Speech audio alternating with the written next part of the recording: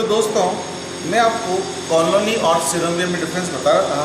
तो पहला जो डिफरेंस है वो ये है कि जो नंबर ऑफ सेल्स होती हैं वो इसमें अनलिमिटेड होती हैं और इसमें नंबर ऑफ सेल्स लिमिटेड होती है। दूसरा, शेप एंड साइज इंडिटरमिनेट होता है और यहाँ पे जो सिलोमियम होती है उसकी शेप और उसका जो साइज होता है वो बिल्कुल निश्चित होता है। तीसरा इसमें यह है कि जो कॉलोनी की जो कोशिकाएं होती है वो आपस में एक दूसरे से पृथक या आपस में संयुक्त हो सकती है। कोशिकाएं जो है वो इसमें सेपरेट या कनेक्टेड हो सकती है। इसमें जो है कोशिकाएं हमेशा बिल्कुल आपस में कनेक्टेड होती हैं, आपस में जुड़ी होती है। यानी जो साइटोप्लाज्मिक प्रोजेक्शंस होते हैं उनके द्वारा कोशिकाएं आपस में जुड़ी हुई होती है। इसमें पोलैरिटी का अभाव होता है।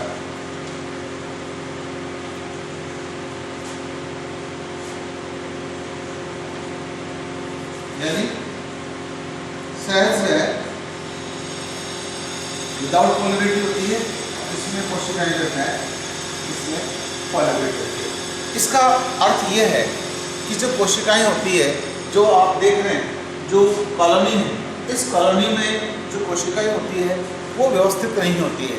यानी जिस प्रकार से सिलोमियम के अंदर कोशिकाओं के एंटीरियर एंड जो अग्रभाग होते हैं वो सदा बाहर की ओर होते हैं और जो पोस्टीरियर एंड होते हैं वो सदा अंदर की ओर, भीतर की ओर होते हैं। तो इस प्रकार से इनमें विविधता पाई जाती है और इनमें विविधता नहीं पाई जाती। यानी सभी कोशिकाएं जो है वो बिल्कुल अनिश्चित प्रकार से इसमें व्यवस्थित होती है। तो दोस्तों, अब हम डिस्कस करेंगे फिलामेंटस एल्गी के बारे में, फिलामेंटस फिलस के बारे में।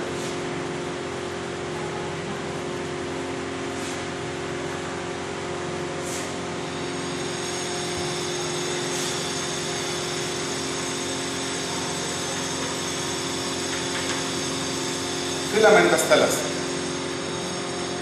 तंतुल अवस्था की उत्पत्ति एक कोशिका कायों से गतिशीलता के विलोपन व कोशिका के अनेक अनप्रस्थ विभाजनों से होती है। इसमें संतति कोशिकाएं जो है एक दूसरे से पृथक न होकर और एक लीनियर क्रम में, रैखिक क्रम में एक दूसरे से जुड़ी होती हैं तथा एक फिलामेंट का निर्माण करती है। यानी जो सिंगल कोशिका होती है उसमें लगातार जो है वो ट्रांसवर्स डिवीजन होते रहते हैं जिससे एल्गी फिलामेंटस हो जाती है। अब इसमें भी आपके कई प्रकार है अनब्रांच्ड फिलामेंट्स।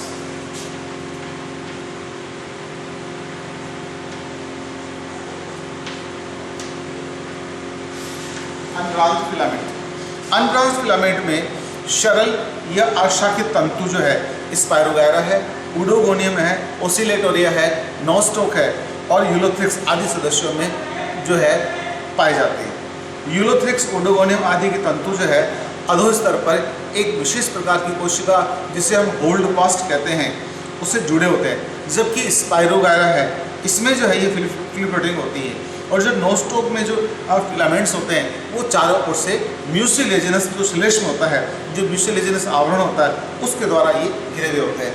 तो फिलामेंटस में भी आपने तीन प्रकार की जो है इसमें वेरिएशंस देखे हैं। एक फिलामेंट वो जो सरसरण से होल्ड फास्ट की जरूरत होते हैं, दूसरे फिलामेंट ऐसे भी होते हैं जैसे अभी आपको बताया इसमें स्पाइरो गायरा, ये जो है पानी में फ्री फ्लोटिंग कंडीशन में होते हैं। और जो नोस्टोक होते हैं इनके फिलामेंट्स जो है वो चारों ओर से श्लेष्म आच्छादन के द्वारा घिरे होते हैं। दूसरा है ब्रांच्ड फिलामेंट यानी शाखित फिलामेंट। शाखित तंतुल संरचना पीतोपोरा, क्लेडोपोरा आदि में पाए जाते हैं। शाखाओं का निर्माण तंतु के पट या निचले भाग से लेटरल आउटग्रोथ की उत्पत्ति तथा इसमें अनुप्रस्थ निर्माण की क्रिया के द्वारा होता है। यानी इस प्रकार से जो फिलामेंट होता है, जैसे इस फिलामेंट है, इस फिलामेंट का जो नीचे वाला सेट है यहाँ से लेटरल ब्रांच की इस प्रकार से उत्पत्ति होती है। पार्श्व शाखा की जो उत्पत्ति होती है वो हमेशा पट के जो है निचले भाग से लेटरल आउटग्रोथ के रूप में इसमें होती है। साइनोफाइसिवर के वंश जो है साइटोनिमा है, इसमें शूडो ब्रांचिंग पाई जाती है। इस प्रकार का शाखन जो है लेटरल आउटग्रोथ के रूप में विकसित नहीं होता है, अपितु तंतु की जो इंटरकैलरी सेल्स होती है उसके नष्ट हो जाने से तंतु का टूटा हुआ सिरा जो है श्लेष्म आवरण से बाहर निकल जाता है, जिससे तंतु जो है वो शाखित प्रतीत होता है, जबकि इसमें शाखन इसमें नहीं पाया जाता है। इसके अतिरिक्त जो है अंतरकोशिकीय श्लेष्म के शिक्रसन के द्वारा हेट्रोसिस्ट के पास से तंतु के खंडन द्वारा अथवा लोप निर्माण द्वारा भी जो है इसमें आभासी शाखन यानी इसमें जो है फॉल्स ब्रांचिंग यानी सूडो ब्रांचिंग इसके अंदर पाई जाती है। अब इसमें जो शाखन है, इस शाखन के आधार पे 3 प्रकार के थैलस इसमें होते हैं।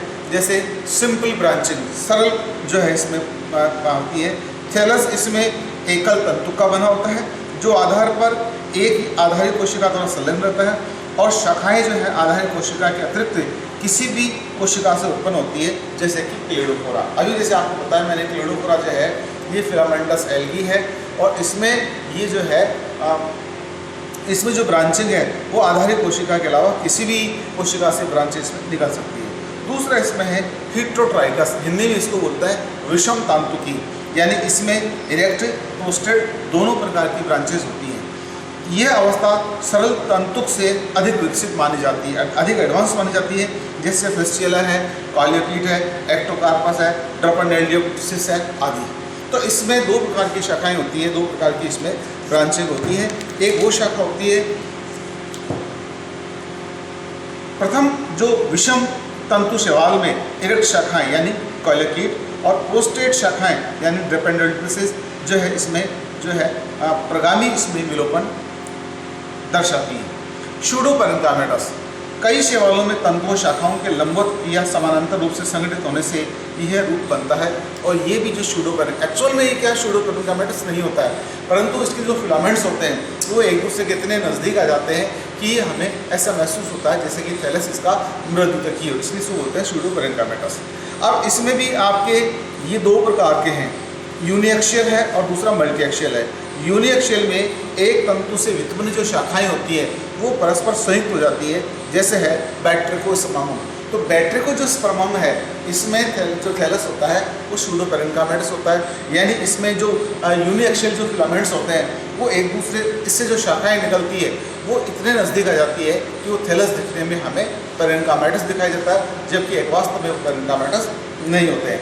दूसरा इसमें मल्टी एक्शियल यानी बहुअक्षीय, एक से अधिक तंतु आपस में आधार से विकसित होते हैं जो परस्पर संयुक्त होकर आभासी जो है मृदुतकीय संरचना का निर्माण करते हैं, जैसे कि है पॉलीसाइफोनिया।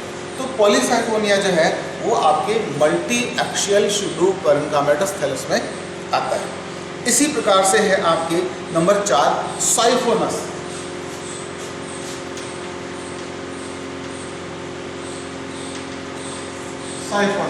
साइफोनस जो है इस प्रकार का जो थैलस होता है नलिकाकार यानी अनसेप्टेड होता है, मल्टी न्यूक्लिएट तंतु से बना होता है। ऐसी संरचना को सिनोसिटिक भी कहते हैं। इसको बोलते हैं सिनोसिटिक थैलस को बोलते हैं, सिनोसिटिक भी इसको बोलते हैं। इसमें पट निर्माण हुए बिना ही कोशिका विभाजन और दीर्घन होता है। पट निर्माण जो है केवल जब इसमें जनन संरचनाएं बनती हैं तब होता है, या किसी प्रकार का इसमें फ्रेगमेंटेशन होता है, विखंडन होता है, उस वक्त जो है इसमें जो है आपके पट का निर्माण होता है। जैसे आपके है इसमें बाउचेरिया,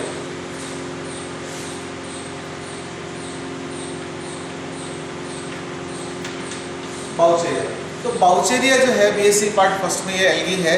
आपने देखा होगा कि इस प्रकार जो बाउचेरिया होता है इसमें थैलस सिनोसिटिक होता है, संकोशिकी थैलस होता है, और संकोशिकी थैलस में कहीं भी इसमें सेप्टा नहीं होते हैं, और जो सेल होती है उसमें मल्टी न्यूक्लिएट कंडीशन इसमें पाई जाती है, और पूरे के पूरे थैलस के अंदर जो है एक कंटिन्यूस सेंट्रल वेक्यूल पाई जाती है। तो इस प्रकार के थैलस को हम सिनोसिटिक या संकोशिक थैलस इसको बोलते हैं। इसमें मैंने जैसे आपको पहले भी बताया कि जब इसमें एंथीडिया बनती है, जब इसमें आर्चिगोनिया बनती है, जब इसमें एकाइनिड्स बनते हैं, या इसमें जो है सिंजोस्पोर बनते हैं, अप्लेनोस्पोर्स बनते हैं, तो इस प्रकार की जब लैंगिक संरचनाएं बनती हैं तो ही इसमें केवल और केवल पट का निर्माण होता है, बाकी अन्य अवस्था में इसमें पट का निर्माण नहीं होता है। नेक्स्ट आपके हैं इसमें क्लोरोफाइसी के प्रोटोसाइफन तथा ज़ेंथोफाइसी के बॉट्रीडियम में थैलस जो है छोटा होता है, अशाखित और कुटे का समान होता है। बाउचेरिया का थैलस शाखित या साइफिनिस रूप होता है, जबकि ब्रायोप्सिस शाखित पुच्छक के समान साइफिनिस संरचना दर्शाता है। अब हम नेक्स्ट जो है 5वें प्रकार का जो थैलस है वो डिस्कस करेंगे, जिसको बोलते हैं पैरेन्काइमेटस यानी मृदुतकीय। इस प्रकार के थैलस का विकास जो है तंतुल थैलस के समान माना जाता है। तंतु की कोशिकाओं में एक से अधिक तलों में, यानी जो फिलामेंट होता है उसकी कोशिकाओं में एक से ज़्यादा प्लेन में विभाजन होते हैं तथा प्रत्येक विभाजन के फलस्वरूप बनी संतति कोशिकाएं जो होती है, जो डॉटर सेल्स होती है, पृथक नहीं होती है, जिससे जो थैलस होता है वो पैरेन्काइमाटस बन जाता है। क्लोरोफाइसी वंश का जो क्लोरोफाइसी वर्ग के जो वंश हैं, जैसे आपके अलवा है, या अलवा का थैलस जो है मृदुदकी तथा पत्ती जैसा होता है, जो आधार से एक स्टॉक के द्वारा यानी एक वृंत के द्वारा जुड़ा होता है। तो अलवा आपने देखा होगा समुद्री शैवाल है, क्लोरोफाइसी का मेंबर है, और इसमें जो थैलस होता है वो पत्ती जैसा प्राणी इसमें दिखाई देता है।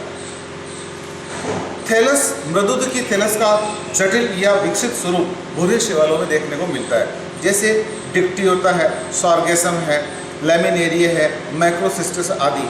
कुछ मृदुदकी शैवाल में आंतरिक उत्तक विभेदन भी इसमें जो है पाया जाता है, जिससे सबसे बाहरी मेरिस्टम, मध्य में वल्कुट और जो है केंद्र में मेडुला इसमें उपस्थित होती है। तो इनमें कई बार जो है वो टिश्यू डिफरेंशिएशन भी देखने को मिलता है। नेक्स्ट इसमें है इक्विसिटोइड टाइप थैलस, यानी इक्विसिटोइड का मतलब ये है कि इस प्रकार की जो एल्गी होती है इनका थैलस इक्विसिटम से मिलता जुलता होता है। अब इक्विसिटम क्या होता है? इक्विसिटम जो है दोस्तों वो टेरिडोफाइटा का एक प्लांट है जिसका नाम है इक्विसिटम। तो जिस प्रकार से बाहर से देखने में इक्विसिटम दिखता है, ठीक इसी प्रकार से ये जो एल्गी है ये भी इक्विसिटोइड होती है। ये वास्तव में तंतु की सुकाए जो आभासी मृदुल की प्रकार का संगठन बनाते हैं। इनकी आकारी के टेरिडोफाइटा के जो इक्विसिटम है उससे होती है। प्रारंभ में एक ऊर्ध्व मुख्य अक्ष पाया जाता है जो पर्व और पर्वसंधियों में विभेदित होता है। मुख्य अक्ष की पर्वसंधियों पर सीमित वृद्धि की शाखाओं का एक वर्ग पाया जाता है। मुख्य अक्ष की कुछ पर्वसंधियों पर असीमित वृद्धि की शाखाएं भी पाई जाती है, जो संरचना में मेन एक्सिस के समान ही इसमें होती है।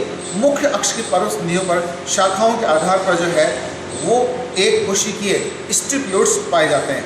सीमित वृद्धि की शाखाओं की पर्वसंधियों पर एक कोशिक यानी सेकेंडरी लेटरल्स पाए जाते हैं। पादप आधार पर बहुकोशिकी मूलाभासों के द्वारा संलग्न रहता है। इस श्रेणी के जो शैवालों के एग्जाम्पल हैं वो है आपके कारा और नाइटिला।